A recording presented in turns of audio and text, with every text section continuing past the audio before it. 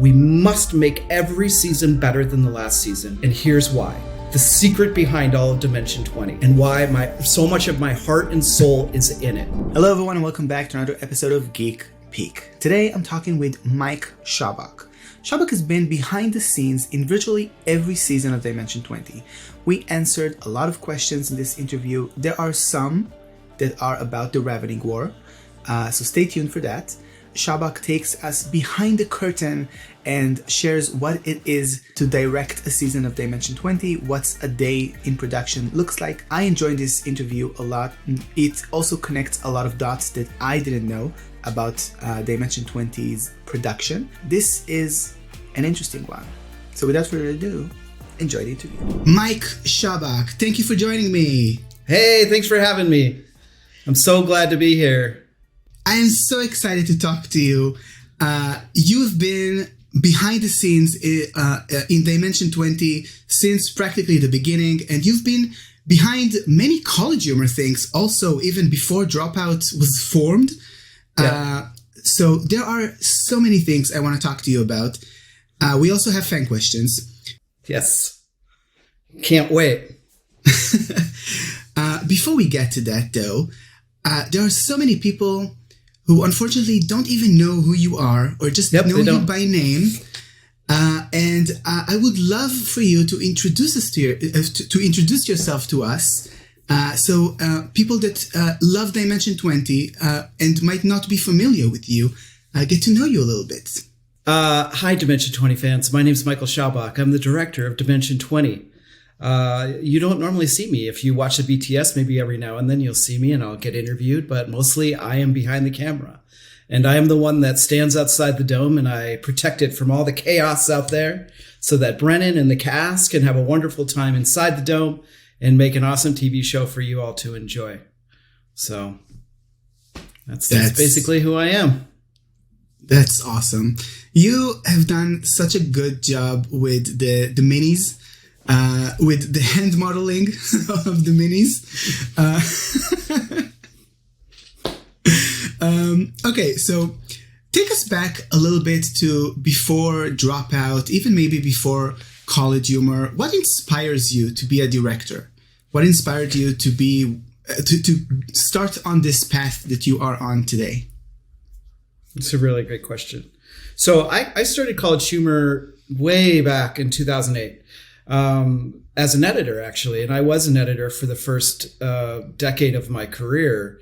And then a college friend of mine was working for a sketch comedy group called Dutch West with a lot of amazingly funny people in it who are my friends, including Sam Reich, who then got hired at College Humor. And so he took my friend David with him. And so David became the sole editor at College Humor. They sold a show to MTV called The College Humor Show. And he called me up and said, I needed help cutting this TV show. At that time, I was almost exclusively in short form, digital nonprofit type stuff. I loved documentary, and I did a lot of that in college. Specifically, right before College Humor, I was at a company called Good Magazine. And Good Magazine at that time had a digital branch. And I was the head of their post-production and their main editor, and I did a lot of really cool stuff. If you want to check it out on the internet, you can go look for the Look series, L-O-O-K. They were short-form docs about cool things that were happening around the world, and it was a lot of fun. And so doc is hard.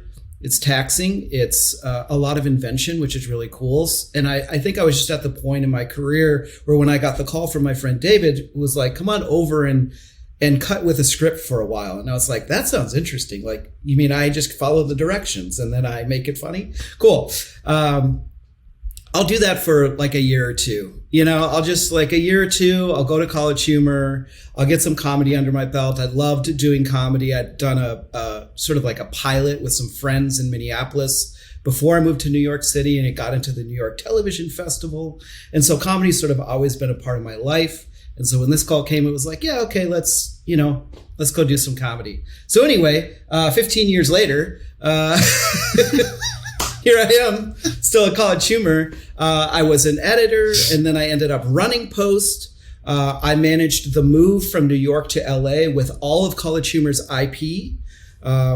We had a whole sand system, and so I broke that down and sent it on a truck across the country, while I had a stack of drives with every single College Humor sketch and show that we had ever done safely back in New York until we were able to set the sand up. So it was a crazy move out here. I moved my family out here. That was 2013. And then from about 2013 to 2016-ish, I started just getting little directing roles because I was sort of putting it out there to Sam that I would love an opportunity to direct. I had edited so much, I was ready for it, and just kind of started to build and build and build until there was a director opening, and I was offered the opportunity to move over to director-editor at that time. And there was another counterpart, his name was Ryan Martin, and Ryan and I were the director-editors, and then we ended up directing so much because of the advent of Dropout. Our plates just got so full that we were allowed to just become directors and not have to edit anymore, which was a great gift. And then so when the Dropout thing hit, it was like madness. It was like, how many shows can we make in a short amount of time? So in that initial burst of original programming, I directed the upgraded version of Actually. Prior to that, it was in The Office, and then we did a few pilots in another part of The Office before we built a set for it, the set that you know now. So I did that with Mike Trapp. And that one's actually really important. I'll come back to Actually. Rank Room with Katie Maravich. That was Katie's show. There was a little D&D show called Dimension 20, that one.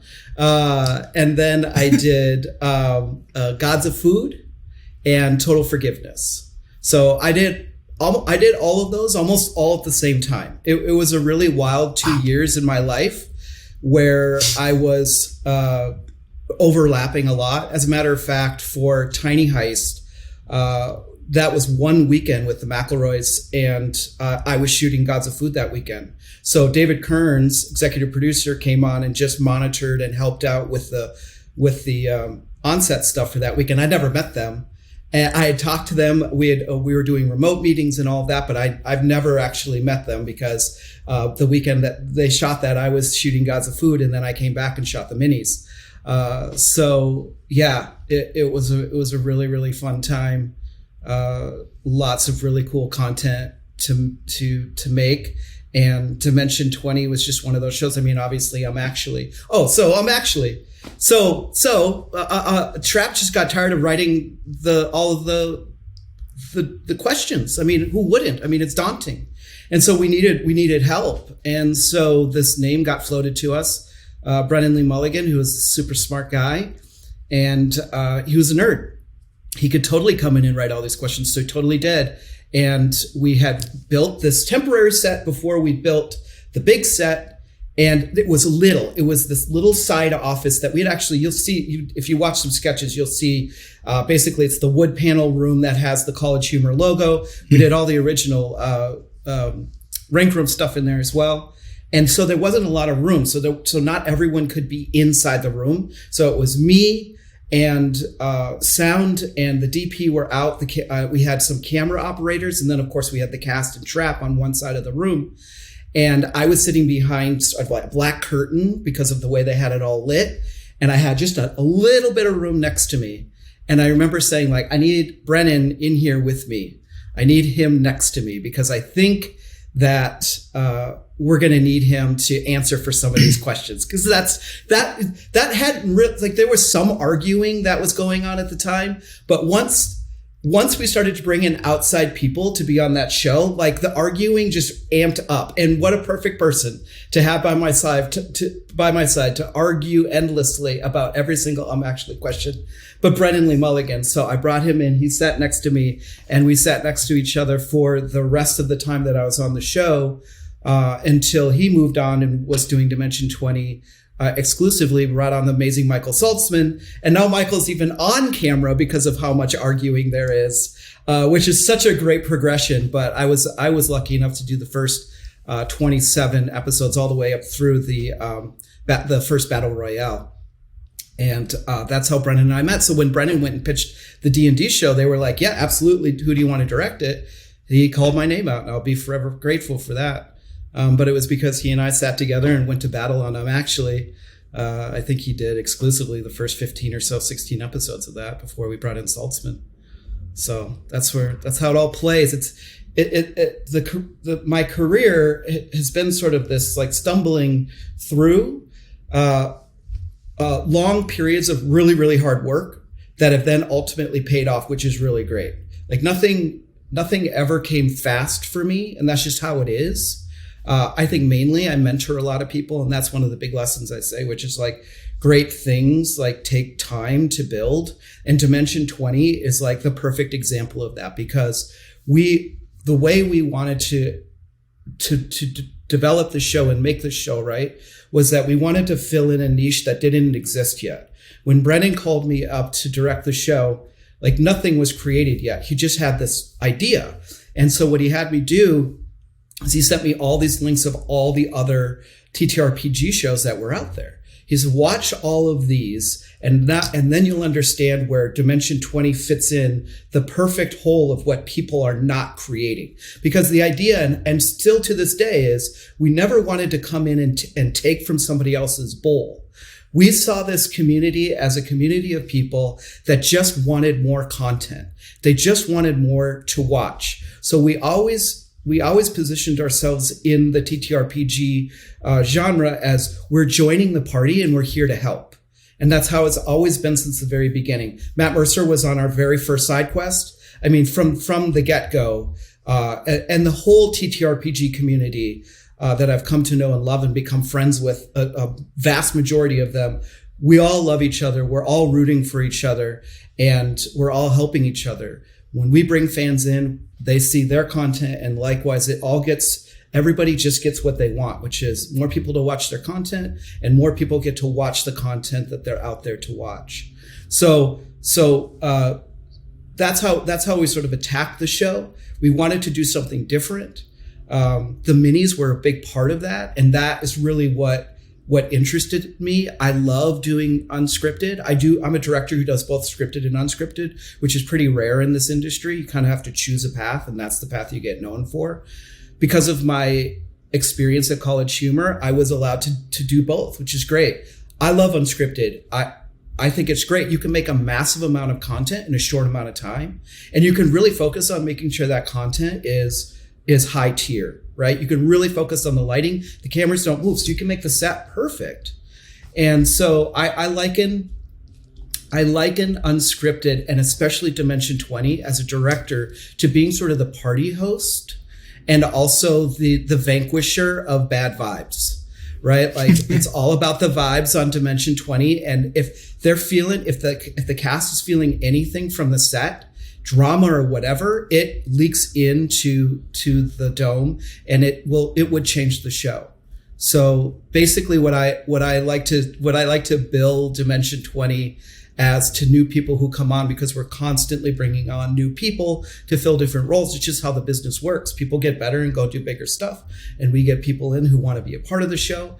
And what I say is that we create, what we're doing here at Dimension 20 is we're doing what I call the television show, making the television show the ride.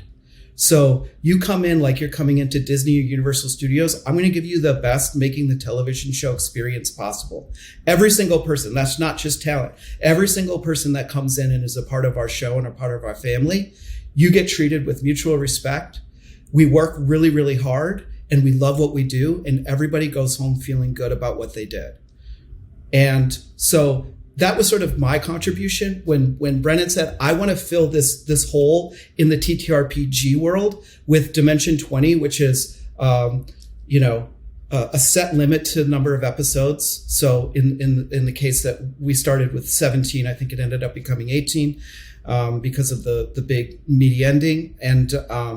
And the episodes be no longer than 3 hours. Obviously, we've gone over a few times, but that's sort of where he wanted to fit in. And then the minis, and really focusing on the art of the minis, and then getting in and shooting the minis. I feel like the minis part of it and the art behind the filming of the minis is a great collaboration. Obviously, I direct that, and I've evolved that. But the other contribution that I feel like I have, which is unseen, And for good measure. I do love the idea that I am behind the scenes and people don't really know that I'm there, or that the show seems easy to make. Like, that means I'm doing my job really well. But my other contribution is this beautiful set culture where everybody agrees to come on and be the best version of themselves and treat each other well and be kind and be patient and have a good time and work really, really hard. So all of that, all of those ingredients mixing together and stirring, it did really well, and Fantasy High did take off, but it has been slowly building. And I feel like that is great ingredients to any artistic endeavor, is that if you can do that and repeat it and get better as you do it, you will build an audience and you can create something like Dimension 20, but it takes a great deal of time. One of my great philosophies of Dimension 20 is that we must make every season better than the last season, because, and here's why, the secret behind all of Dimension 20 and why so much of my heart and soul is in it, is that there are people out in the world that are lost. They are alone in the world. They do not belong, or they do not feel they belong anywhere where they currently are physically. And they tune into Dimension 20 and they go, that's my people. That's my home. That's where I belong. And you do belong here. So the better we make this show, the more people are going to see it, and the more people we can find that are lost and say, you're not lost. You're found, and you're found right here with us, and this is where you belong. And look on camera, it's people just like you. You're being heard, you're getting representation. You belong here. So that's why every season we have to do something different. We have to go bigger. We have to just be better, because we find more people. Every season we put this show out, we find more lovely people that just need a place to be. And so that's why we do it. Wow. I love this so much. There's so many things you said that were like I resonate with them so much. Like, first of all, the thing that it takes time. This is so true. Like, a lot of people are like thinking that the rise of someone is like an overnight success, but that overnight success is like followed by years of like lots of preparation, lots of training, lots of work, and also like the bit about Dimension 20 being home. This is I love this so much. It's my home. It's my home. It's my home, right? It's everybody that. I also have this saying where it's the more people that call Dimension 20 their show, the better the show gets. Like, there's just so many people out there that do so many different roles, and they go, Dimension 20, that's my show. I love that. It is their show. If they help make it, it's their show. If you watch it and enjoy it, it's your show. The show belongs to everybody, and the more people it belongs to, the better it gets. Okay, so now that we talked a bit about like how the show is like risen and your role in it, would you take us along on how a work day for you looks like on the set of Dimension 20? Okay, so shoot day, because there's months and months of prep. Like we aired the last episode of Never After all 2 days short of the 1 year anniversary of the first meeting I ever attended for Never After. So that project took a year to do. Yeah. So a shoot day, we normally shoot 9 to 9. It's 12s. We don't go over. And we have a lot of work to do. So there's just a lot that has to get done, right? Like, we're in COVID time. So a big part of the beginning of the day is making sure that everyone gets tested and everyone's safe. My number one biggest thing when on set days is safety's first, and no one is not subject to that. Everyone deserves the same mutual safety, and safety is so much more than physical safety. Right? There's emotional safety too. So like, I make that clear from the get-go. So one of the ways we help with physical safety is we do COVID tests, and we're going to continue to do those for the foreseeable future, even if the industry starts to scale back on them. We just do it because it's good practice. And boy, howdy, have we avoided some disasters by doing it. So it's just a good thing to do. It gets people sort of around outside in the parking lot, and the vibe starts to grow, and everybody's happy and cheerful. I mean, I'm like I'm like a wild person straight out of the car. I'm like, hi, how are you? And hey, what's going on? And that's and yelling at people and like, yay, we're gonna do this. We're making a TV show, stuff like that, which is true. Like I think it doesn't really resonate with a lot of people depending on the job you have, but it's like you are part of making a television show. So somewhere in your life, you were watching television and you were like, I want to do that. And so you set out to do that. Guess what? You're doing it. You succeeded. So a lot of times they'll be like, whoever it was that believed in you, whoever it was that said, yeah, go do that, call them up tonight and be like, hey, I'm doing it. So then I kind of move in. First days on sets are a little wild because we had to build the set. We used the same area as all the other Dropout shows. So a lot of it is just, we've already done a sort of prep tech day, but there's just like things that need to get done in the morning. Cast is starting to arrive. So every time a cast member arrives, I want to be there. I want to greet them. They're getting tested. They get brought in. We bring their stuff up to the green room and they sit in the chair with Denise and her team. And they really start to get sort of centered and Zen-like, the HMU chair is such an important part of the acting process because it centers you. And then there's this version of you when you first wake up in the morning. We all have it. And we're like, that's me? Cool. When you sit down in the HMU chair, there's with Denise Valentine, there's a calmness. She's got you. She holds you. No matter how you feel in the morning, in 1 hour after you're done, you look like a superstar. And that's just the magic that she does. And that's all a part of the culture. Every piece of the routing process for cast is all about the culture and making sure that by the time they enter the dome, they are happy, they are confident, they feel beautiful, and they are caffeinated. And they're just ready to rock. Caffeine is a huge part of Dimension 20. And maybe Brennan's talked about it before, but he does 1 cup after another. I know how he does it. So I'm sort of keeping an eye on all of that. And making sure that the path for the talent to come into HMU and up to the green room, that everything feels super chill. Food is waiting for you and you know exactly where you're supposed to be at all times, while at the same time solving a myriad of problems that are happening on the tech side. We have a lot of tech on the show. We have an LED wall that now has projections. We have, at some points in time, if we're shooting minis, we have 5 cameras rolling. That's, we have media that has to be managed, and we have cables that are running under people's feet that sometimes break, and adapters that blow out, and all kinds of really fun stuff that happens that I'm also appreciative of my age and maturity too, because I feel like I'd be a different director in my 20s than I'm in my 40s now.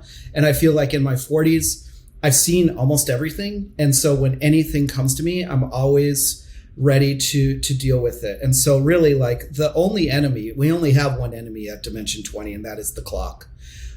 So we're always managing the time and that's the other thing that I tell my team is that any minute you can find, we hand to Brennan. Brennan needs all the minutes. So wherever you can find a minute, we take it, we package it up, and we hand that minute to Brennan, because the more minutes Brennan has to prep and make the show, the better the show is. So we're always fighting the clock to find those minutes for Brennan. So at some point in time, Brennan moves to the chair and gets into the dome, and we just try to keep everything nice and quiet by that time. All the tech stuff should be done, all the adjusting of the lights, and everything starts to feel about an hour to 30 minutes before the shoot. Everything starts to feel really calm, and that's intentional. We talk quietly, we move with purpose, and we just try to create a really safe and chill space. The cast is coming down at this point. They're getting their microphones on, and I'm chit-chatting with them, answering any questions they might have. Sometimes they have questions for Rick. We're finding Rick and bringing Rick over. Oh, this spell card, and I want this and changed, and oh, I want to do, this on my character sheet needs to be, and we're reprinting. And so all these things, like, it's a little bit of a flurry, but we talk in soft tones, and oh yeah, of course we can take care of that. It's all a part of the process. And it goes out to everybody on the crew too, because now the crew's on a nice quiet set. It's not chaotic. No one's yelling at anybody. No one's mad. And so everyone is sort of working at their best. Because they're enjoying it. They're enjoying doing this. This is making the TV show the ride, and it's going well. About 15 minutes before we're actually going to sit down and shoot, we do a safety meeting, and that's pretty standard for any production. We stand around and we hear from our producer, we hear from our CCO, that's the COVID compliance officer, just about like keeping your masks on and thank you for being safe. And then I get to say a little bit, and I say all kinds of stuff. I had a speech about Cats, the movie, when I first came back from when we first came back from lockdown. I'd watched Cats, the movie, during lockdown, thinking that I was just going to like make fun of it for 2 hours, and I ended up like crying and falling in love with the film. And so my early speeches coming back were all about being jellicle and let's be jellicle to each other and jellicle cats and all this. And Brennan and I would get into the weeds a little bit on the meaning of jellicle. And so that was always fun. But I always find something, what I just said about finding people is sort of the main speech that I have now, which is that there are people that are lost. There's people that are lost out there. They feel like the world is against them. And quite frankly, in some scenarios, the world is against them. And it's our little portal through their phone or their TV or their computer that they get respite from the stresses of their lives. And then Brennan will say something, and then we'll move into the dome, and that's when things start to feel a little exciting. We have PAs that are going around and they're getting the drink orders, and it's all this hushed tones, and Brennan's got the headphones on and is doing the last bit all the way to the end, because Brennan during that prep process is also up in the green room and getting last bits of information. Sometimes players will come in and be like, I have a little bit of a change, or I want to add this to my backstory. Brennan's taking all of that in real time and just type. If you see any BTS of Brennan just typing away, it's because he's just downloaded some information from somebody. And so we're leaving Brennan alone. I'm chit-chatting with the cast. It's feeling really good. It's starting to get quiet. We're getting close to the shoot time. I kind of creep over to Brennan and I'm like, hey, buddy, how you doing? And he'll either be like, I need 5 more minutes. Cool, you got it, 5 minutes, whatever time you want. It's your minutes. Or he'll be like, yeah, let's do it. And at that point, I'll look to my sound engineer and just make sure, because that whole time while they're chit-chatting and I'm chit-chatting with the cast, we're doing sound checks, right? So all of it feels like a conversation. It feels like we're all in here and having a good time, but there's work being done. The cameras are being adjusted. The lighting is being tweaked while we're doing all of that. I'll look at my sound engineer. I'll look at my DP. And I'll say, are you guys ready to go? And, they'll say yes. And I'll say, okay, let's roll sound. And that's when really things you can start to kind of feel the pressure. And when I call out roll sound then gets cameras to roll. We clap, with the slate. And I kind of look around, depending on who's at the table. If there's any new people at the table, I just say like how happy I am you're here. Welcome to the Dimension 20 family. If it's the core cast, I always like to just reminisce a little bit and say, 2017. I mean, we've been doing this for so many years.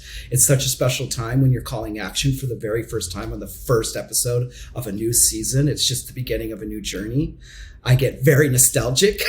It's just such a special thing to be a part of the show and a part of this business and do it the way that I want it done, which is good and healthy and positive. And then I don't call action for this show, actually. I look at Brennan and I say, Brennan, the floor is yours. And I walk back and I sit at it and he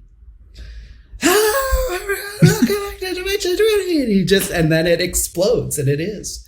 It becomes the show, and we laugh and we listen and we're watching. I'm watching for stray hairs that fall. So like the whole time that the show's going on, there's this whole group of people that are there just pressing in all the good energy and all the eyeballs and all of their talents to make sure that this thing that is so big, we're going to shoot for an hour. Like we shoot for a whole hour before our first break. And then after the break, we could shoot for another 2 hours. So we're just all there, just pressing so hard with all of our know-how, all of our expertise, just to make sure that that runs smoothly. Every now and then there's a little, Lou's got a necklace on, it's hitting the mic, and I gotta, I always have this thing with my sound engineer, like, does it have to happen now or can it happen in 5 minutes? Because I can find a natural break in 5 minutes. But if it has to happen now and that the person's talking is no longer being recorded, we need to stop now. Yeah. So all these little things that are happening that we don't, obviously because it's an edited show, we take out, but it's all very, it's all very intense. And there's a lot of moving parts because this is a unique show. TTRPGs are a unique show for shooting. Normally in a single cam feature film, you can shoot for a couple minutes maybe, and you get it. Like, this is it. Like, we don't redo. This is improv. So sound engineers and managing 7 microphones is a huge job.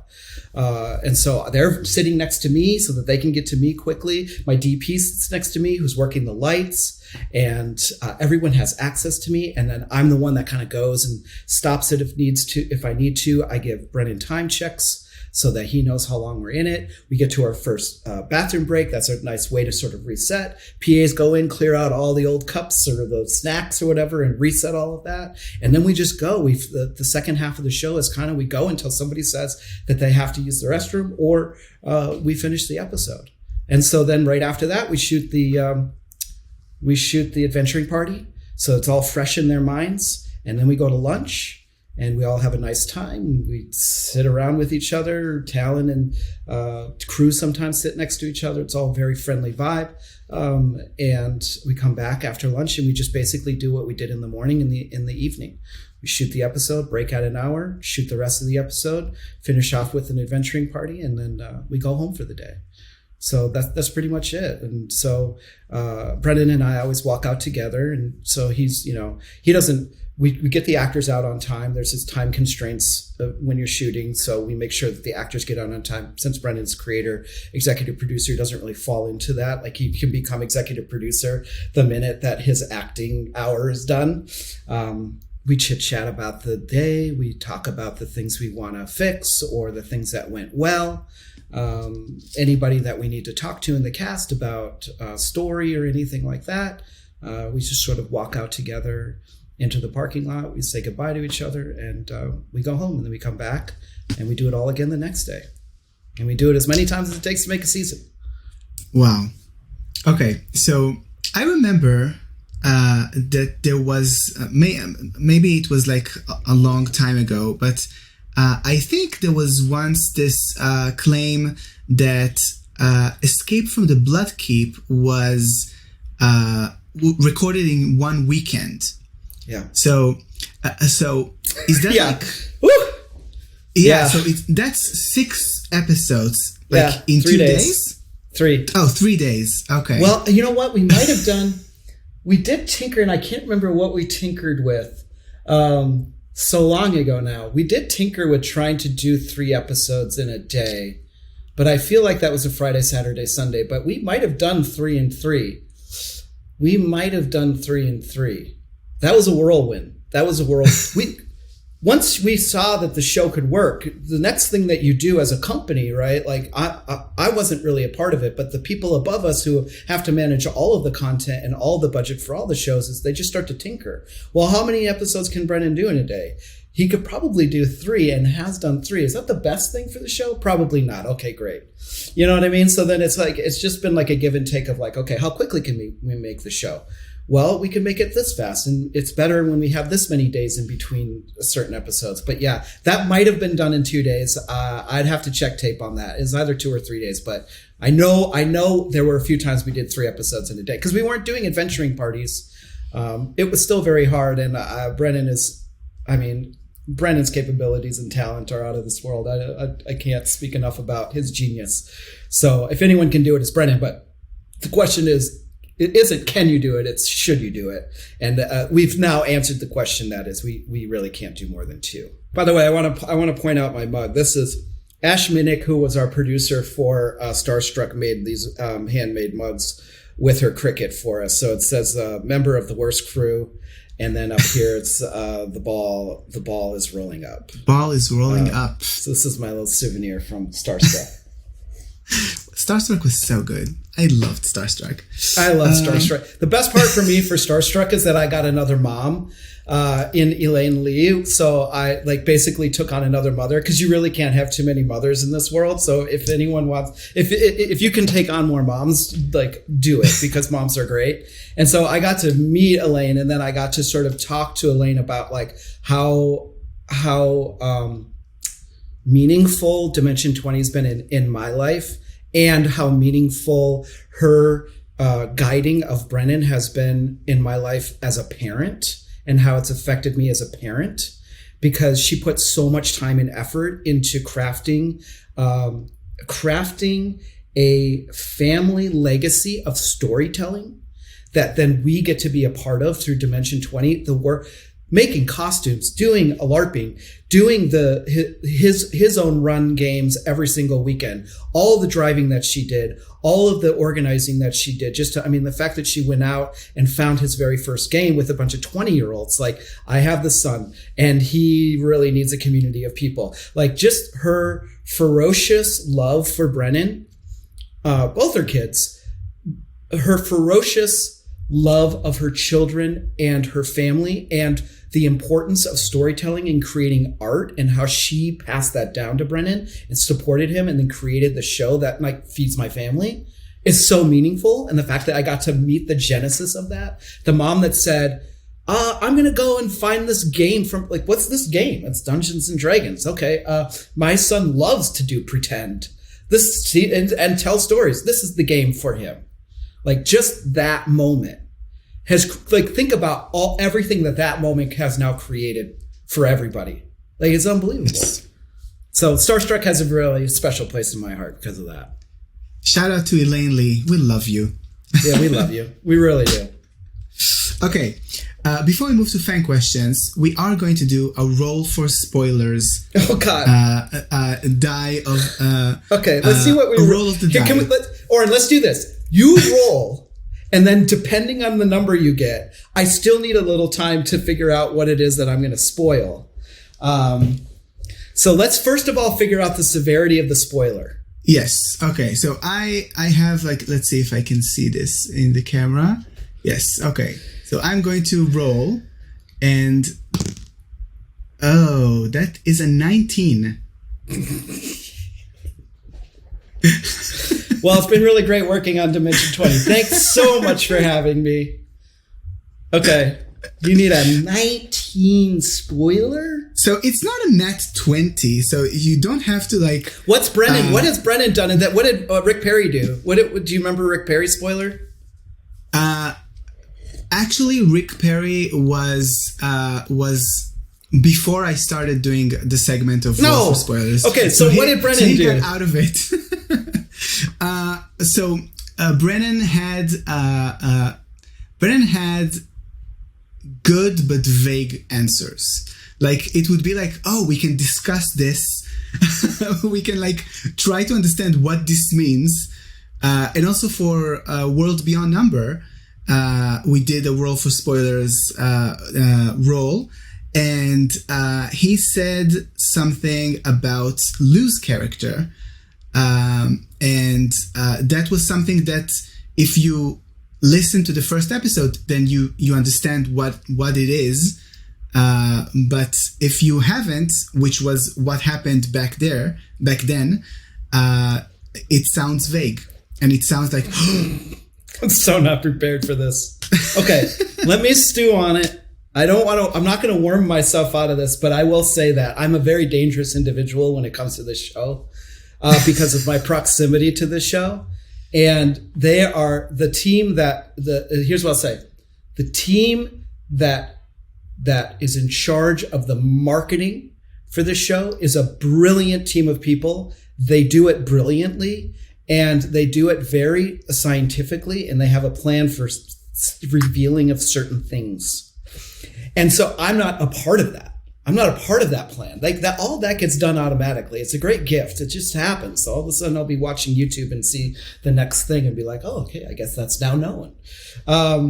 So my biggest fear is to sort of messing up their thing, because obviously the spoilers would be like, since Ravening War's been announced, it might be fun to have a fun spoiler for Ravening War, but like, I mean, I don't know what they have planned. So let me stew on it, Oren. Let me stew on it.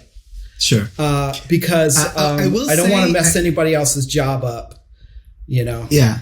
I will say, like, you don't have to say a spoiler that is like story or something like that related. You could say a spoiler that is production related, and maybe when we see it, we understand it. But it doesn't give away anything that, you know, marketing would have said, like, oh, we need this to be revealed at a specific point in time. Okay, I'll think on it. Okay. It just scares me. Oren, I'm scared. I'm totally scared.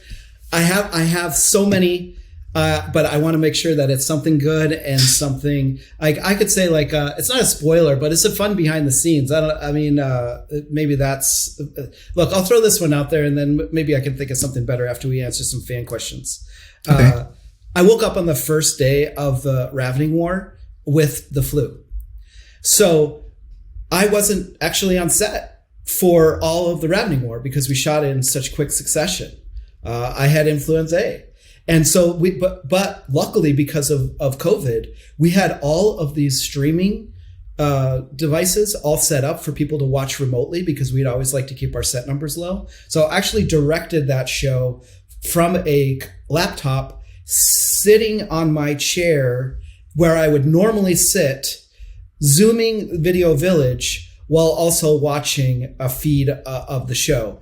And what's interesting about that is that because I had 104 temperature during all of the filming of it, in my mind's eye, because they put my laptop where I normally sit, I remember that I was there. But I know I wasn't. But my brain tells me I was there. And then, of course, we got healthy and I was able to come in and shoot the minis. But yeah, big build up with Matt, and it was so fun. And then I couldn't even be there for the shoot day. And these things happen, and they've happened to other crew members too. And so I really want to lead by example and say, look, this isn't something you can muscle through. Like, if you're sick, stay home and keep everybody else safe. And we have the technology to keep you tapped in if need be. But anyway, that's a little behind the scenes thing. That probably wouldn't normally be. So thankfully we had David Kearns come in for 2 of the days. We shot 3 days, and then we had Kyle Rohrbach, who was he's our head of production, come in and help out for onset stuff. But I was still at the safety meeting. They held the laptop up. I was able to still do my speech, like all the things I would normally do when I'm physically there. I wasn't physically there, but because I was so delirious, my brain is like, no, you were there. Of course you were there. Yeah. Anyway, it's the ultimate theater of the mind. Truly, it really was. Anyway, okay. So that's a little fun fact of Ravening War. I'll try to think of something vague enough to. There's so much stuff. Ravening War is going to be so good. I'm throwing that out there. It's so good. It's so good. Okay, so we're going to start answering some fan questions. The first one comes to us from Haisley, and Haisley asks, out of all the different hats and roles directors get to step up and perform, especially for smaller scale productions, which one is your favorite? For example, you edited the trailer for Mice and Murder? Yes. Because I was an editor, and I knew that footage the best. And so that was really a lot of fun to do. It was tumultuous because I hadn't done editing at that speed for a while, so I was a little rusty. But once I got the typewriter effect in, like, I kind of knew what I wanted to do. I knew I wanted to do the tail thing. That's kind of like where it kind of started. And then, of course, the cast just came in and they were so funny. I had too much footage to choose from. But I would say that, like, as a director for anything, small scale or medium size stuff that I've done, I feel like that I'm really directing when I'm problem solving things to keep it on track. I feel like I feel like sitting back in your chair and it's all just kind of working feels really good because that's the machine that we've built together. Like, oh, it's working. But it's when things go wrong that are out of your control and how you deal with that. I feel like that's when I'm truly like putting on my director hat, because that's why a director is there. It's not because everything is going correctly. It's there to keep it on track and to make sure that the project still gets completed in the time allotted and not go over budget, even though all of these things are going wrong. So I would say that like working closely with my inner team, which is like my producer, my DP, and our coordinator, and problem solving issues that come up, and doing that expertly and keeping us on the rails is like one of my most favorite things to do. I hate it when things go wrong and it bugs me endlessly, but I also see it as a challenge and I know that it's a part of the game. So that's really like the best part. I mean, obviously talking to actors about their roles, about intention, about all that kind of stuff, especially for scripted stuff is where it's at. I mean, the actors are mine, like I'm the director, so they're my people. And so I care for them very deeply, and I am their anchor, because I'm the one behind the camera watching their performance. So that is very fulfilling. But yeah, it's when I can problem solve and keep a show on the rails and get it done on time and it's good, then I feel like, okay, that's why I belong here, you know? Okay. The next one is not really a question. It's a comment from Stoat. And Stoat says, I honestly couldn't think of a question, but I just wanted to compliment Shaubach's facial hair because it looks fantastic. Thank you. Yes. This is sort of my transition into directing, actually. I couldn't really grow a mustache until my late 30s. And I just started during one of the holiday breaks back in 2016, 2017. I just didn't shave for a little bit. And my son, who was 5 at the time, was like, grow a mustache. I want to see what it looks like. And I remember it was actually Emily Axford. I grow facial hair so slowly. Like this whole thing probably took a whole year for it to like fully come to fruition. And so I had to have people around me that really loved me because it was sketchy for a while. But it was actually Emily Axford. I don't know if I've ever told Emily this, but I feel like maybe I have. We were doing a show together, and or maybe Emily was doing something in a neighboring edit suite. I can't remember the context, but anyway, there were 2 teams that were at that were at the office really late at night. It was like midnight or something. We all decided that we wanted to order food together, and it was much smaller at that point in time. It was like it hadn't quite filled in here, and it came to a point. And Emily Axford, who I love and I've worked with since New York City, since the days of New York City, said, you know, Mike, normally, well, she didn't call me Mike. She calls me Shaubauch. She calls her own husband Murph. So she goes, normally, Shaubauch, I don't like mustaches on men. I just don't like them. It's just they're not my vibe. I'm just not into them. But yours, you kind of look like a bandit. And that's cool. And it was that moment that was like, oh, because I thought maybe I just have like a regular one of these guys. And I was like, oh, that's really interesting. And it started to curl up and everything. So I'm like, I'm just going to have a curly mustache. And then from that point on, like my son just took over and was like, that's hilarious. That's cool. And so I leave it up to both my sons. I have 2 sons now, and I leave it up to both of them. The moment they say shave it off, it's gone. It's going to go away. I keep it solely for their entertainment. My older son loves it because I'm known as the mustache dad at school. And so, you know, that gives him some clout, I guess. I just enjoy it because it brings a smile to people's face. It's so silly. It's just the silliest thing. It's a curly mustache, but it really brings people, like it really makes people smile. And like when I'm grocery shopping or whatever, like it just brings a smile to people's faces that like, here's this thing. And like, do you put wax in it? Yeah, totally put wax, and you twirl it. And that, you know, so many questions about it.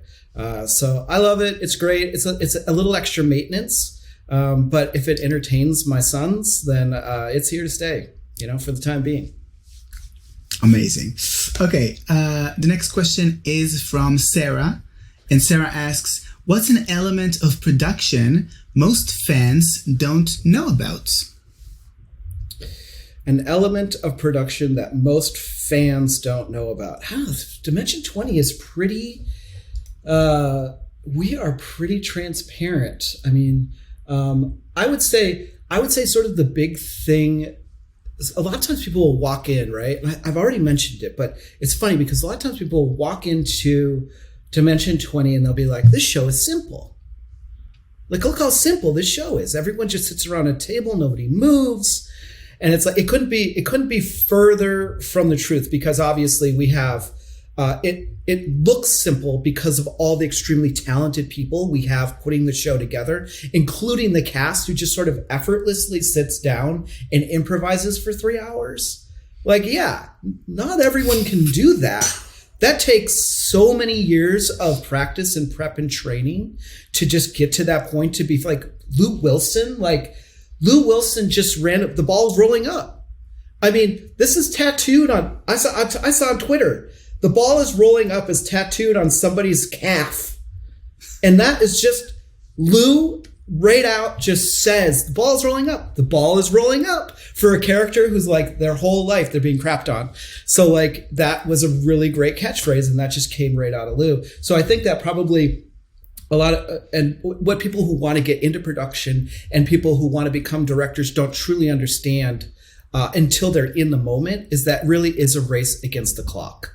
And time management, I think what we see in BTS with tier one, like high-end feature films, we see, Taika Waititi, like having a good time talking to the actors, and like, it's a great big set, and it's a Marvel movie, but it doesn't feel like a Marvel movie. Like, what's really happening behind the scenes is that they're racing against time. They're racing against the clock of the day, and they're racing against the days of the shoot. And so a lot of directing, and a lot of what isn't really seen in the world of directing, is that I'm doing a lot of time management. I'm doing a lot of calculation. So that really comes into play when we're shooting the minis, because I have a shot list in my head. I have a shot list written out. I make a live shot list while we're shooting the episode. So I'm making my shot list as we're going, and I'm just putting everything down. And then I go over that shot list and I go, this is a big moment. This is a big moment. And then I make a list of about 80 shots that I want to get in a shoot day for minis. 80 shots. And 80 shots. And that ultimately will become 65 shots. So that's where sort of the art of directing comes in, because I just have to start killing darlings almost immediately, because certain shots take a long time to set up, and we have this hazer and we have this light and we want to make it look nice. And so then I'm sort of actively starting to looking down my shot list and going, okay, now I'm going to take that one off. I'm going to take that one off. And it distills down into, from my original 80. Well, an episode, the list that I make after an episode is 120 shots about for a Brennan battle. So then I pick the 80 that I would be like, this is my ideal number of minis. I like a mini shot about once every 2 minutes, right? So then when we shoot, then it gets distilled down to about 65. So it's all about racing the clock, because we don't go over. Once you go over the budget, it's all money that's attached to each other. So if I start going over for my mini shoots, it's going to start taking away from the next season, which means less minutes, which means not as good as a show. So we're all just sort of honoring our future selves by making sure that we stay on time and stay on budget. And that's really the key to it all. But yeah, looking at a mini shot list and being like, this is what fans want to see. This is what fans want to see. This one's going to be hard. This one's multiple angles. We're going to do this one like like that kind of thing. There's just so much technical thinking when it comes into it. And I think that it should feel like magic. And I'm glad that it feels like magic, but it is very, very technical. Okay, so the next question is from Jason. Mr. Shaubauch, you've directed quite a number of Dimension 20 seasons now, and I was wondering if you could pick what the theme of the season After Never After could be. This was before the Ravening War came out. Ravening War. There, I answered the question. Wait, no, but the question is different. After Never After could be, what wouldn't it be? In short, what's the one thing you do not want setting foot on Dimension 20? Thank you, and thank you to you, Oren. Okay, so this is the question, because normally the question I get is, what season would you love? Yes. This is, what do I never want to do? Yes. Here's what I'd never want to do for Dimension 20. I never want to do a season of Dimension 20 that doesn't feel inventive, that doesn't feel new and fresh. Even sequel seasons. even sequel like Ravening War being a prequel. That should feel like its own thing, its own world, fresh and new, even though it is a part of another part of a season. I never, ever want to do something that feels stale and that feels vanilla, that feels uninventive, that feels like we're cruising. You know what I mean? Like when you're just hitting 55 and you put on the cruise control, I never want to do a season that feels like we're just on cruise control. I always want to be doing a season that's like, okay, this was hard to make. This was a challenge. So that's it. It isn't a single genre that I wouldn't want to hit. I want to touch everything, and I want to see everybody at the table.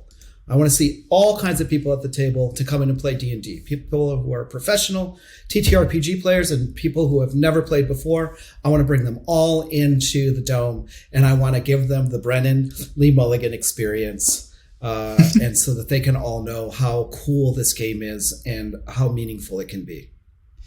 Okay, now we have 2 questions from Jack One Spade. This is already from after the Ravening War trailer came out. So these are, you'll see. So the question is, Jack One Spade asks, what is your favorite aspect about returning to this setting? This setting meaning Calorum.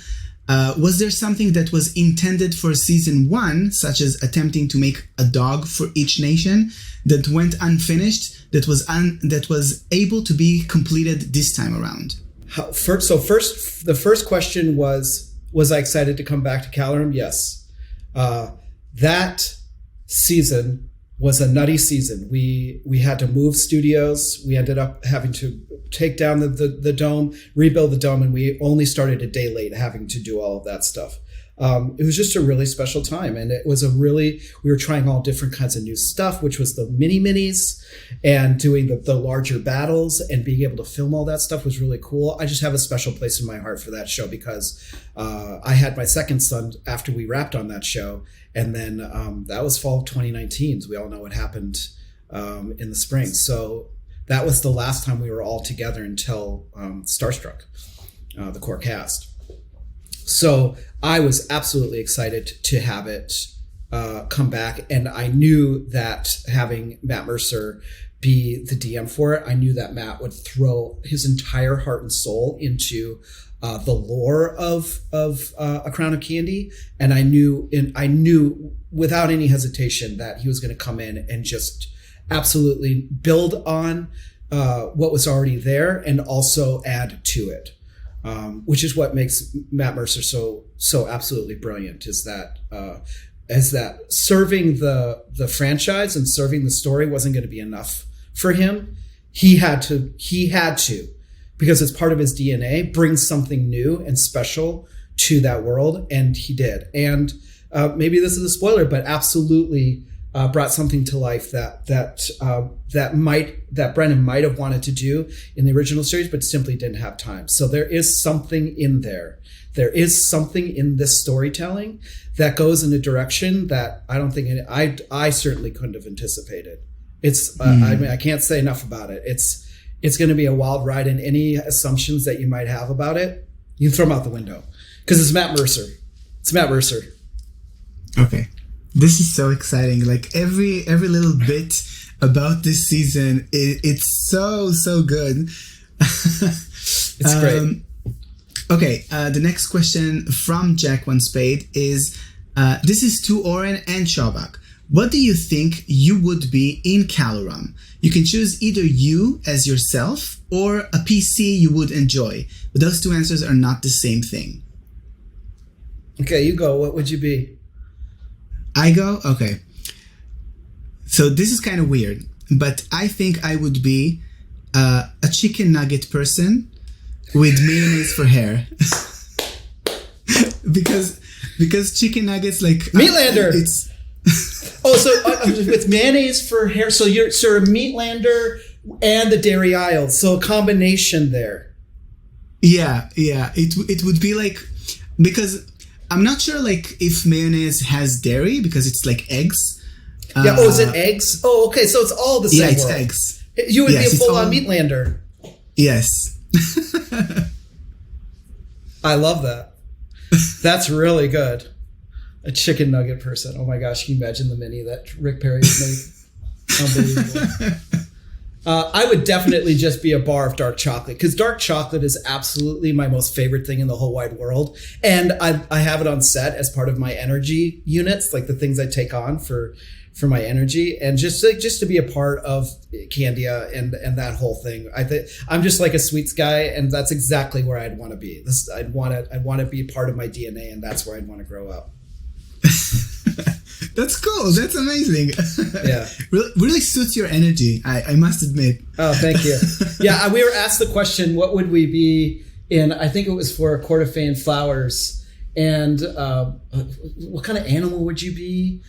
I think it was Court of Fey and Flowers. And I said, I want to be a hummingbird. I absolutely love hummingbirds. And I think it was Brendan who was like, that's it. That's exactly right. You're the hummingbird. You're the happy little bird that's flying around, and this and that and that. And yeah, it's just like a busy bird. Ooh, okay. Let's see. The next question is from Skully. And the question is, what are some of the biggest hurdles y'all encounter in producing a season of D20, and how do you navigate those hurdles? For instance, from an outsider's perspective, it seems like time constraints are often cited as particularly heinous hurdles to the cast's ability to finish threads of the stories they weave, which makes the high quality of their landings all the more impressive. Is that similarly true for the production end? Thanks for all the work you do. It's impossible to convey how much this show means to me. Such a source of joy, comfort, catharsis, and most importantly, corn cuties. Corn cuties. Corn cuties. Yeah. I mean, I've talked about it enough, but the clock is our collective enemy, and it is for everybody. When we have a set number of episodes we're doing in a season, and we're making basically an entire television series in the amount of time that we're doing it. There's a lot of hopes and dreams that go into character story arcs and what they want to convey, because all of the actors that have come into the Dome have always carried a piece of themselves. And that's what I find so amazing about the core cast too, is that every season the core cast finds something personal about themselves that they want to bring to the table and they want to share with the world, which is tremendously courageous, but also very, very hard to do.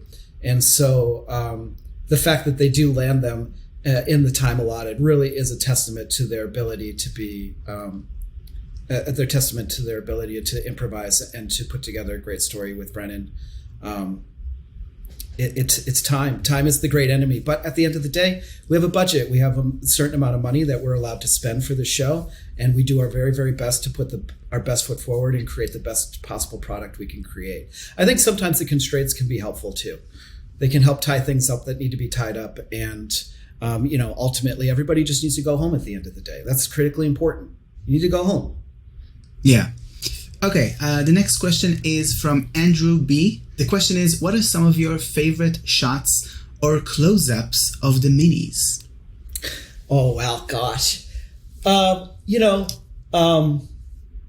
When Fig meets her dad, that scene, like, there was so much, like, shooting Fantasy High, we were inventing from nothing. I mean, it was such a special time. We were doing it. We would come in early. So the way the schedule was for Fantasy High, we had to shoot almost exclusively in the evenings because there were a few people that had day jobs. And of course, like, College Humor still needed to make sketches. So a lot of the actors that were at the table were also shooting sketches during the day. So we were all doing a full day of work and then shooting Fantasy High in the evening. So we were actually shooting the battles. Now we shoot them several weeks later. But we were shooting the battles in the morning, and then we were shooting the show at night, and that's kind of how we did our schedule. But we cut a hole in the table for the glowing red when she looks down and sees the glowing red, and then the reverse shot where she's standing here, and we just got that big, first the reveal of her on the shoulder, and then that. In Unsleeping City with the cat and the moon. There's so much collaboration that goes into the mini shoot. Like, the mini shoot's not going to be fun if I come in and go, this is my shot list. These are going to be my shots. I'm going to meticulously direct every single shot, and you're going to do it exactly how I say. Like, that's just no fun, right? Like, I have a team, it's a small team that does the mini shoots of super creative, amazing, talented people. I have a art director and an art director's assistant. I have my DP, first AC. I have my producer there. Why wouldn't I open the conversation up to ideas that maybe I could never even think of? And so I wanted this low angle shot of the cat, and my DP, Santiago Bati, at that time, he was my DP for a bunch of seasons, was like, I can put a moon behind the cat and some clouds. Yeah. And I was like, yeah. And that's the other thing too. It's like, what do we take time doing? Well, any inspired shot like that, we take time to do. And so, yeah, it's just so much fun. It's so collaborative and so just like, it's like pure creativity that, like, anytime somebody's like, I have an idea, it's like, yeah, let's hear it, because I'll be like, so for Never After, for example, right? Like, that we had the scene of the battle on Toy Island, and we had Pinocchio's connection to the dogfish sort of actualized, right? Like how that felt, his connection to the dogfish and their forever connection. And, it was sort of narrated as like a string. There's this, Lou was like, there's the string that I have from my heart to the dogfish. And so I went to my art director, Katie McGeorge, who's absolutely brilliant and amazing. And I said, hey, do you have like a string? Like this is while we're shooting, like what they look at my shot list before and sort of have some props ready to go. But a lot of the props are being made in that moment. And, she's like, hold on, I got something better, and took plastic bags and just started melting white and blue plastic bags. And the way they just started to melt up and create these little water droplets and this wave-like thing over this string piece, I was just like, and she did it in like 3 minutes. And it was like, I was just going to do like a string. And here she created what looks like the string bursting through the waves of the ocean connected to Pinocchio. It was like, how could you not collaborate? Like, I don't know. So all the shots that we do, I love them all. Those stand out in my mind because those were the moments where we were like, in the beginning when we were shooting Fantasy High, we didn't really know what we're doing. I was recording all the moves. Like, our shot lists were crazy. We were moving really, really fast because it was like, what do people want to see? Now I kind of know what people want to see, and what people want to see are like the big moves, and the big moves shot and done well from different angles so that we can really get in there, see the minis, and tell the story that has motion in stillness, but still has the motion effect to it. So, yeah, those were the early moments where we were like, no, let's pause here and let's really give this moment the shots that it deserves.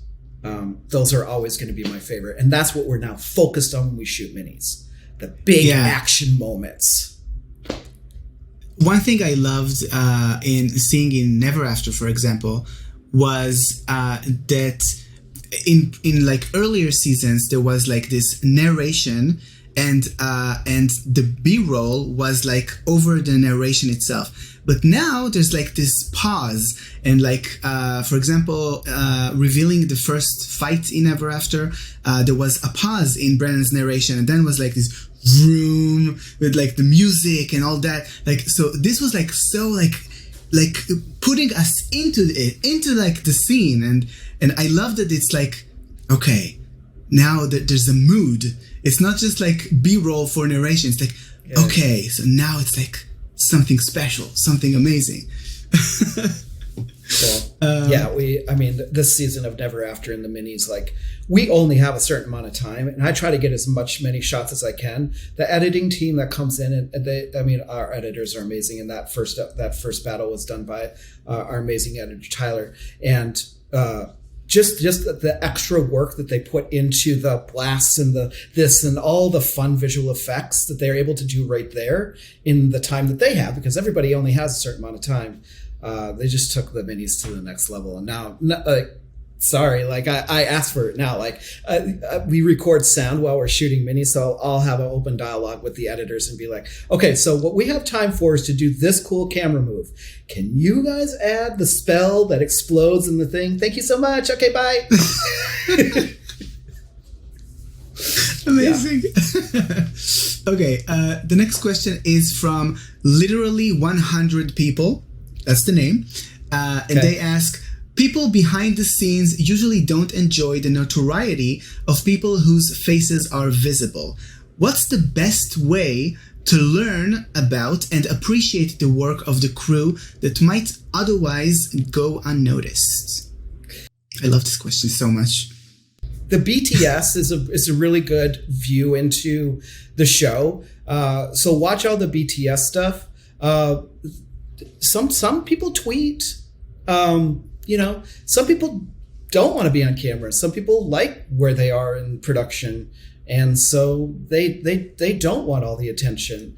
But yeah, read the credits on IMDb and follow their projects and see what they're up to. That's a great way to appreciate them. But yeah, I mean, BTS, we try to get everybody on camera who wants to be on camera. That's why I say I make an announcement. Hey, we have BTS on set today. Anybody who doesn't want to be on BTS, behind the scenes, just let us know. You won't be filmed. Anybody that does, they'll find you and they'll film you doing the great stuff. But that's pretty much it. I mean, you really want to see like the talent of these people. You're watching it on the show. They are giving all their heart and all their soul and all of their expertise and their talent to the show. So if you're enjoying the show and it is moving you and it is changing who you are and making you think of things you've never thought of before or feeling emotions about things, it's all the way down to the PA who gets lunch for us. That every role on Dimension 20 is equally important. There is no one person that is more important. Obviously, people who are on camera will, naturally get more attention because they are on camera. They're the people that we see. It's a visual medium. That makes perfect sense. But just know that all of that happens on the outside feeds into that dome. So when somebody is expertly performing inside the dome, it's because we expertly provided them all of the things they needed to be that expert on camera. Okay, the next question is from Zachary Green. And Zachary asks, will we ever get a Bob Ross Joy of Painting series? But it's Rick Perry and the creative team teaching us to craft beautiful D&D set pieces and create stomach acid resistant orange hat minis. I love it. Look, Rick soothes me, so I want to watch that show. Rick has the most soothing voice and soothing personality. I would love just like a couple cameras on him as he's like, all right, here we go. And we're going to pick this color. And I think that's a great show idea. We've worked a few projects that actually, he's just worked on the trailer for Ravening War, Knox Weiler Burf, who's a great, brilliant production designer, but also a minis painter. And I believe Knox has had a show or has a show to watch too. So I highly recommend if you want to watch somebody making some high-end minis, it's seek out Knox Weiler Burf. But yes, the Joy of Painting Minis by Rick Perry is a show that must exist at some point in time. I demand it. So I'm going to take that back to the creative team, and we're going to say, Rick would totally be down too. Oh, you want to put a couple of cameras on me? Well, oh yeah, sure. If you want to do that, go right ahead. I could totally see it. Yes, please. I want that. Amazing. The next question is from Jason Hosler. And Jason asks, do the minis and maxis get used for internal games played by the staff? I wish. No, they don't, especially after the first auction. The minis are carefully wrapped up and put away in storage away from all of our grubby little hands the moment we're done shooting the minis. And look, mini shoots is not kind to minis. I'll say that. There's a lot of moving parts when it comes to the big orchestration of some of the shots, and cameras fall on those little guys and they get dropped, and We're shooting Never After. We dropped one of the NPCs. I think it was one of the princesses, and she just exploded. Like, she exploded on the ground, and I think she was holding a book and we had all the lights on, and the entire crew, we were just on our hands and knees, and we were trying to find this tiny little book because we had more to shoot, and for continuity, we needed that book to continue shooting. So yes, it would be fun to do.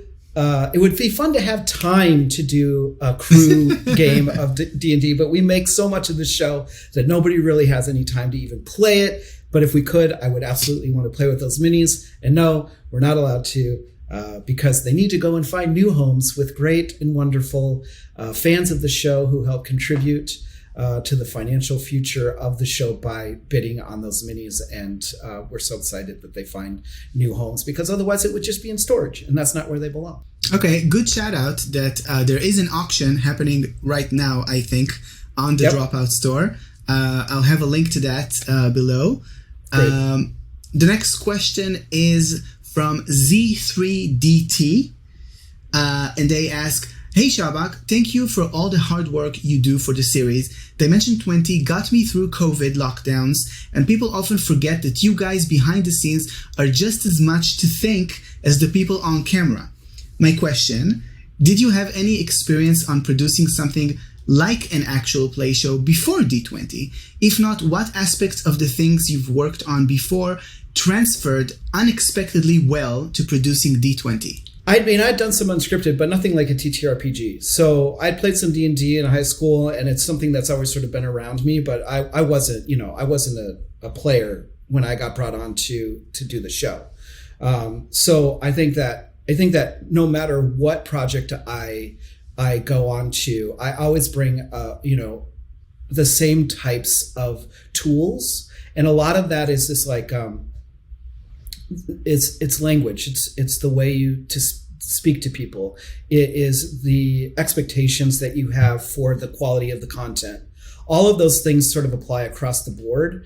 And so I just brought all of that expertise to this Dimension 20 and just sort of applied what has worked for me in the past, which is creating sets that are fun to work on, that are mutually respectful, where everybody is the same, is treated the same. People on camera aren't worth more than people behind the camera. Like, all of these things, I know me saying it, somebody could be watching this and be like, yeah, of course that's true. All humans are the same and all that. It's not true. It's not true in this business. There are people that are treated better and differently on sets than other people, and that's not my set. So I think that the overall, what I was doing without even really doing it, without knowing in the beginning, now I intentionally do it, which is the vibe, right? It's all about the vibe. And so the good vibes that I was able to create when I first started directing sketches into the longer form projects for Dropout was like, okay, this is right. This feels good. And people seem to be enjoying themselves and also working hard. And they're coming back, and they're not a lot of times like if somebody on the production team isn't really like digging the project that they're on, they'll replace themselves. So you kind of get an indication as to like how the project is going or how good it is by how many people are replacing themselves. And so I was noticing, like, the better the vibe was, the more cool the set was to work on, the less people would replace themselves. So it's less people that we have to train in. It's less people that we have to onboard. And that's really what makes Dimension 20 and any repeat series a success, is that the more people you can get back from season to season, the less you have to explain. And then the better they can become at their job, because they're standing on their own shoulders and doing something better. And I think that the testament there is our current DP, Kevin Stiller, who's absolutely amazing and just like never stops with the tech, is like never afraid to like bring in a new piece of tech, to the point now where we have the, we have a little stream deck for Brennan now, and Brennan can control all the lighting. All that was voluntary by our DP. It was like, we need this new technology. I'm going to learn this new technology. So I think that me bringing what I had learned in previous projects to this set to create a world that's like openly creative and like everyone has a voice and everyone's treated equally was like the big thing that really makes a TTRPG work, because is a very hard job, again, to go into that dome and improvise for 3 hours. These are actors, and actors are sponges of the world. And so if there's any drama or anything's happening on set, it's going to affect them. They're going to hear it. We're all in the same room together. You can't have an argument or a fight, or somebody can't be mean to somebody without somebody else hearing it, right? So like, it's going to affect them. It's going to change the way they perform on camera. So it's critically important that everybody comes in and treats each other respectfully, and that everybody feels like they have a voice and a place and that they belong there. It's my biggest message to people, right? That's how I kick off almost all of my safety meetings is, just in case you're wondering, you all belong here. You are all meant to be here to make this show. Whatever it is you did in your life that led you to this moment, that's what got you here. The people that you met, the project that you worked on, everything built up to this one moment. And this is where you belong to make this awesome show. Okay. That's very inspirational. I love it. Okay.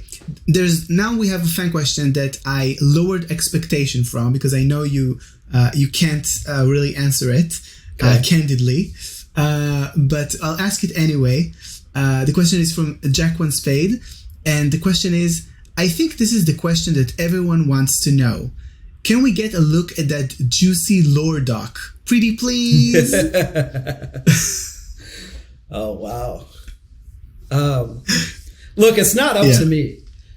It's juicy. Yeah. It's good. You know, here's what I'll say. Molly Maloney is our lore keeper. Molly Maloney is this amazing, she's an amazing script supervisor, and she works on a lot of really big shows that I'm not allowed to even tell you what she works on. But if you could imagine some very popular television shows, Molly Maloney works on those shows. Molly comes to our show because she loves D&D, she loves Dimension 20, and she loves to be a part of that process. And the doc that she creates, almost kind of live, because it has to be, right? Like, there's some ideas. We all know in TTRPG, there's an idea of the direction that we want to go. My God, like, Rick Perry doesn't build sets overnight. Like, some of that stuff, it has to be planned out. But how they get there and what's said and what characters are invented along the way, that's all there. And Molly is just there, typing away the entire episode. It's good. It's a good doc. It's thorough. It is a thorough doc. And if I could, I would share it with the world so you could all see the amount of work that gets put in this, and also see like what was invented. I think that's really the thing, right? What was invented in the moment and what was planned. And I'll say that a lot more was invented in the moment than what was planned. 100%. 100%. That's amazing. It really is. It's a testament to Brennan. It's his improvisational background and his genius mind. He's like, I can take anything. I can take it, you give it to me, I'm going to feed it back to you, and we're going to make this entertaining. Okay, so we have one final fan question. Before we move to the final fan question, do you have a different like roll for spoilers answer that you want to put in? Honestly, that's a good one. I'll say Ravening War. Ravening War went in a direction that Brennan Lee Mulligan didn't even see himself. Okay. And I'll say this too, another good one for you, as you're watching this season, there is a moment. Now, the love between Matthew Mercer and Brennan Lee Mulligan is a big, true love. They truly, truly love each other. They are very, very good friends. There is a moment in Ravening War where Matt Mercer falls even more deeply in love with Brennan Lee Mulligan. And it is a beautiful moment. And so when you see it, let me know through the Twitters or the Instagrams. Hey, Shaubauch, I saw the moment, and you're absolutely right. He falls even more deeply in love with Brennan than he had been before. There's a moment there in that show that it happens, and it's so magical and beautiful. Okay.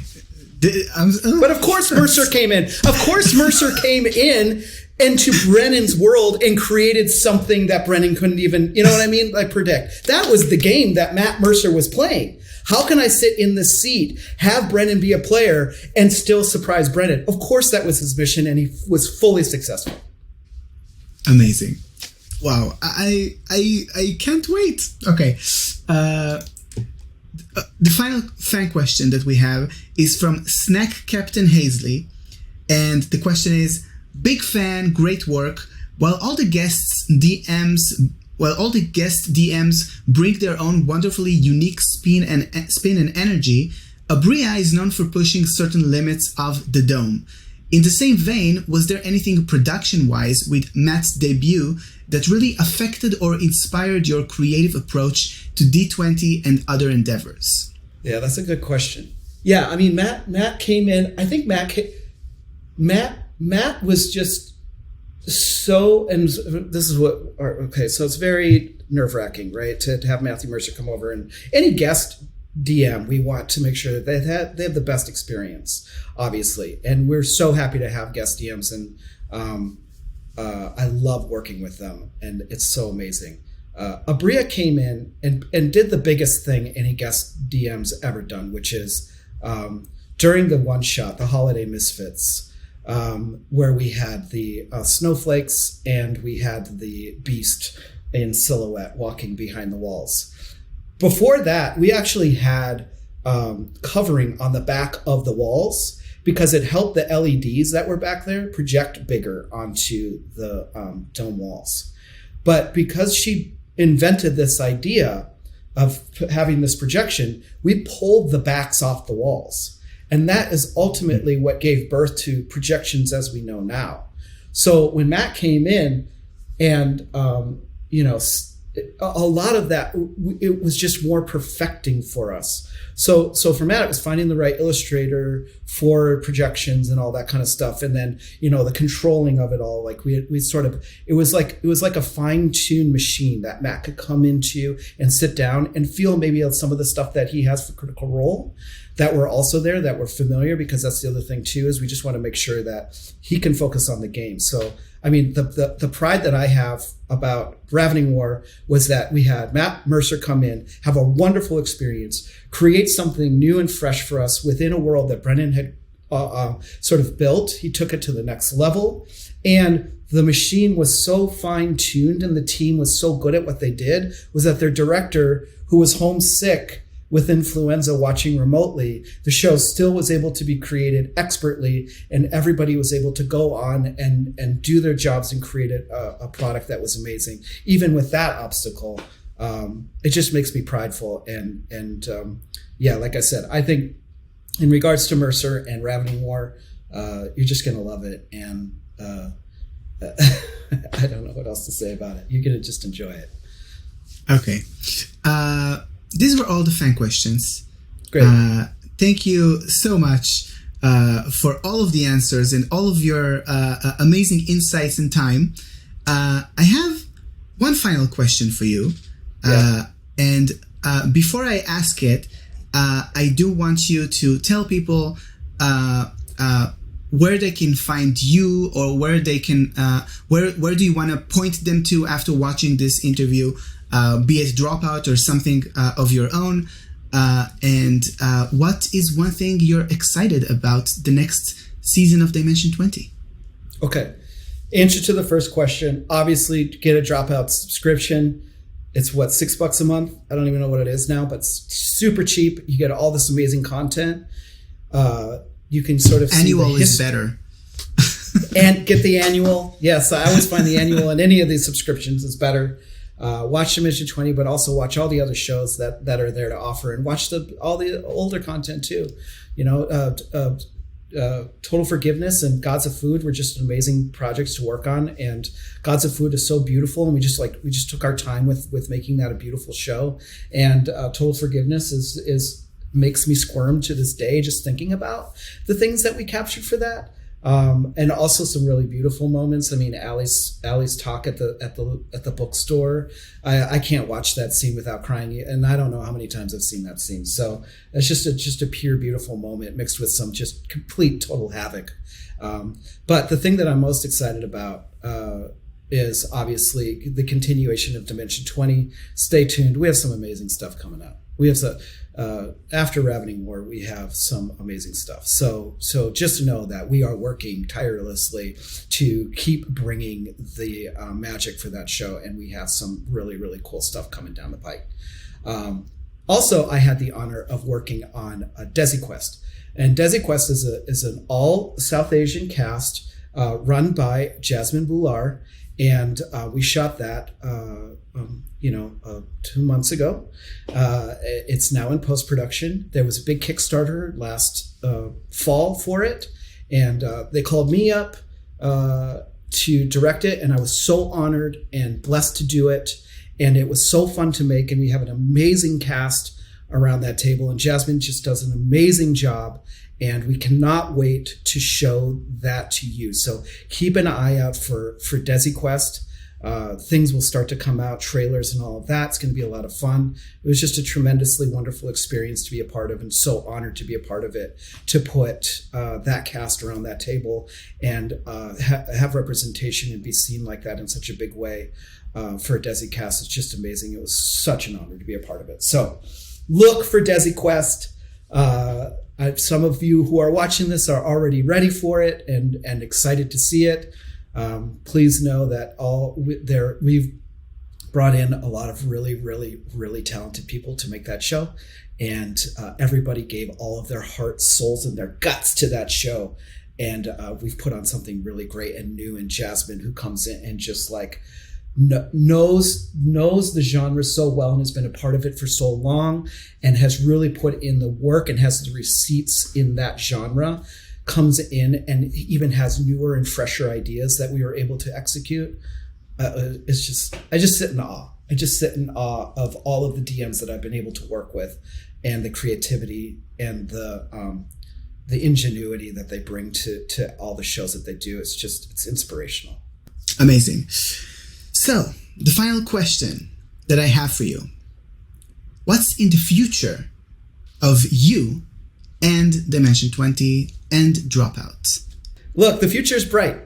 There's some really big, exciting stuff that we're doing with the show. Not just the future seasons of the show that we have lined up and the stuff that we're going into. I mean, I'm sure that it was a little appetizing when we had to delay this by a day because I had to go to set yesterday. So clearly, I went to set for something.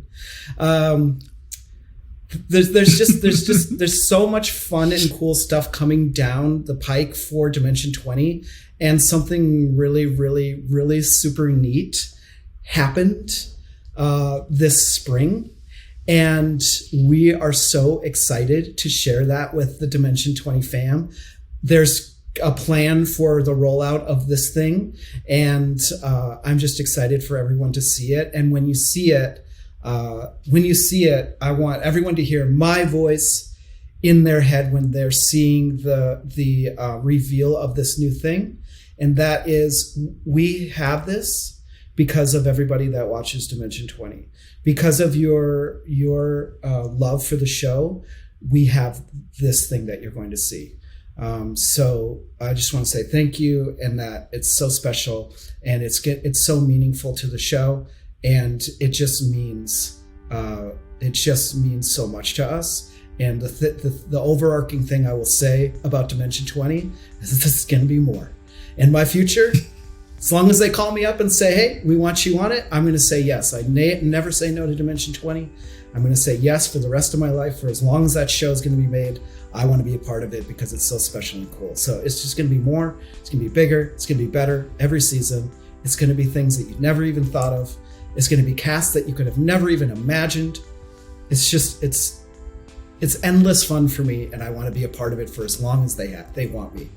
Hey, thank you so much for listening to this episode of Geek Peek. Before I let you go, I want to thank the individuals who went the extra mile and became my patrons. So, without further ado, thank you to Arthur Morrill, Bob Prescott, Lexi Gardner, Cody Neville, Charlie Fisher, Stoat Dross, Laura Jane Hamilton, Maggie, Grace Bauer, Captain Caseno, Tyler Felsted, Ella Lubell, Mandy Kennedy, Ross Simpson, Jacob Koch, Emma Rose, D20 is my church, Patch Kelly, Sarah Kate Noel, Zachary Tyndall, Trevor Williams, and Kehos Alpha. If you want to join them, please head on over to patreon.com/the Oren Cohen, and I'll see you in the next one. Bye!